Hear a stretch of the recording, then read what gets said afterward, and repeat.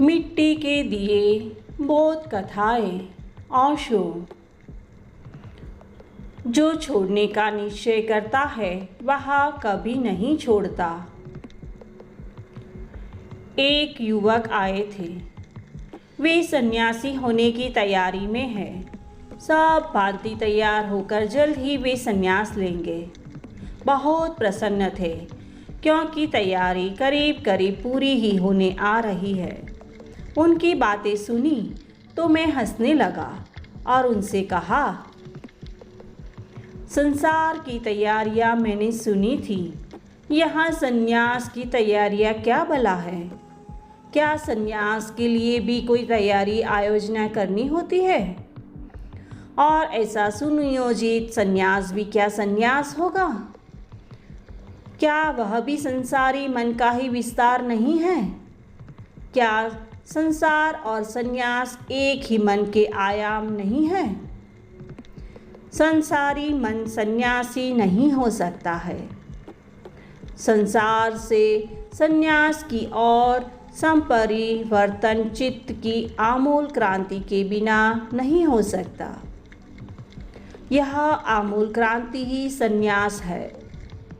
सन्यास न तो वेश परिवर्तन है, न नाम परिवर्तन है, न गृह परिवर्तन है। वह तो है दृष्टि परिवर्तन। वह तो है स्वयं के चित्त का समग्र परिवर्तन। उस क्रांति के लिए विचार की वे सरणियाँ काम नहीं देती है। जो कि संसार में सफल है, संसार का गणित उस क्रांति के लिए न केवल व्यर्थ है अपितु विघ्न भी है। संसार की नियमावलियाँ जैसे जागरण में नहीं चलती है, वैसे ही संसार के सत्य सन्यास में सत्य नहीं रह जाते हैं। सन्यास संसार के स्वप्न से जागरण ही तो है।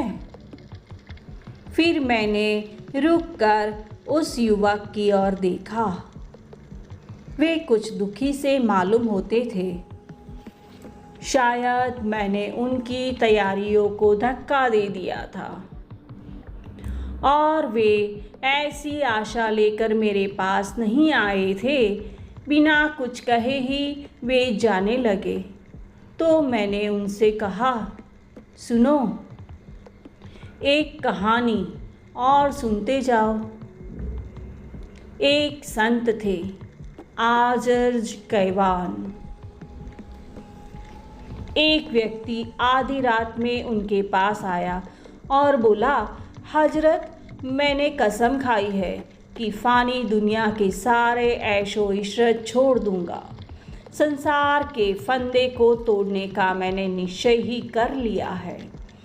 मैं होता तो उससे कहता, पागल, जो कसम खाता है वह कमज़ोर होता है और जो छोड़ने का निश्चय करता है वह कभी नहीं छोड़ता, और छोड़ भी दे तो फिर छोड़ने को ही पकड़ लेता है।